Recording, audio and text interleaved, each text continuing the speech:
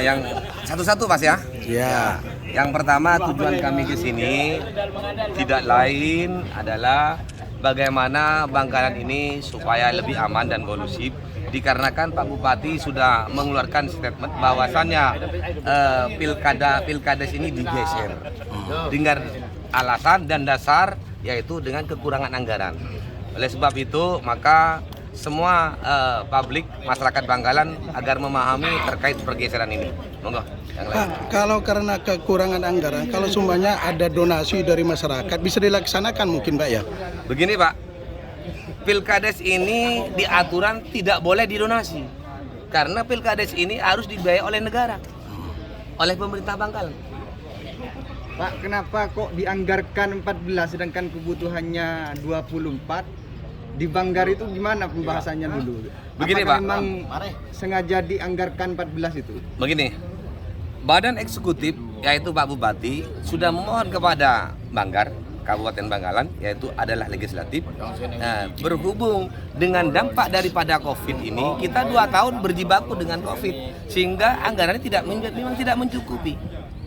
Memang betul-betul tidak mencukupi. Akhirnya kemudian pemerintah Bangkalan ini agar tidak ada tembang pilih, kalau anggaran ini harus digelar dengan anggaran 14M maka tidak cukup.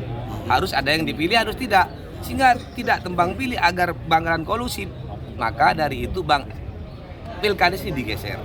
Karena dengan alasan kalau dari seorang kepala desa semua ini bukan terkait anggaran, karena anggaran itu bukan kewenangan kami, tapi terkait kemanusiaan.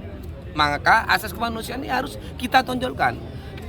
Oleh sebab itu, dengan dasar 2021 pilkades, 2002 pilkades, 2023 pilkades, 2024 Pinlek maupun Pilgub atau Pilpres, kan kira-kira begitu.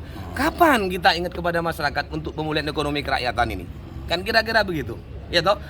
Yang kedua, ketika kita selalu mengementingkan kepentingan pribadi, kelompok ataupun golongan terkait politik, maka kemudian masyarakat tidak akan jenuh terhadap politik demokrasi ini. Karena masyarakat tidak tahu. Kan kira-kira begitu. Sehingga angka kehadiran daripada masyarakat di pilkades maupun pileg maupun pilkada maupun pilpres ini akan berkurang, Pak. Oleh sebab itu, maka saya memohon sebagai juru bicara, dan ini sudah ada kesepakatan dari teman-teman kepala desa se-Kabupaten Bangkalan dari aspek kemanusiaan dan kesosialan, sehingga kita ini punya jeda untuk memulihkan perekonomian rakyat Bangkalan ini. Pak, ketika ditunda gelombang kedua ini diundur, apakah tidak mengganggu nantinya pada gelombang ketiga yang rencana akan dilaksanakan di tahun 2023 juga? Baik, terima kasih. Saya rasa tidak mengganggu. Ya, karena apa? Terkait dengan tahapan yang saya tangkap dari unsur Muspida di Kabupaten Bangkalan ini, yaitu tahapan akan dimulai nanti 2022. Kemudian gelarnya pilkades yang gelombang kedua ini, bahkan di gelombang kedua dan gelombang ketiga itu diaturan bisa, Pak, karena ada kata-kata serentak. Kan kira-kira gitu. Nah, tinggal bagaimana Pak Bupati memberikan kebijakan. Kalau Pak Bupati memberikan kebijakan, artinya harus di gelombang ketiga, nanti misalnya di gelombang ketiga, itu sangat bisa, sangat memungkinkan, Pak. Apakah menjamin 2023 ini akan terlaksana secara serentak? Ya, kalau dari pemerintah sendiri akan menjamin, terkecuali memang ada surat edaran dari Mendagri. Kalau sudah ada surat edaran Mendagri yang berbunyi untuk kabupaten kota seluruh Indonesia sementara waktu dimohon tidak menggelar pilkades maupun pemilihan yang lain dikarenakan ada COVID maupun persiapan pileg dan yang lain-lain. Itu kan bukan kewenangan Bangkalan. Kan kira-kira begitu. Ya, karena tidak ada tembang pilih, bukan hanya untuk Bangkalan, se-Indonesia. Ini kepala desa yang hadir ini adalah apakah kepala desa yang akan rencana akan pilkades 2022 atau seluruhnya yang datang saat ini? Nah, maka dari itu karena kekompakan kami, kebersamaan kami ini senasib sepenanggungan seperjuangan untuk membangun Bangkalan di desa kami masing-masing, sehingga 237 desa ini tidak ada yang tidak hadir ini. Oh, hadir bahkan semua. ada beberapa perangkat desa juga yang hadir nih.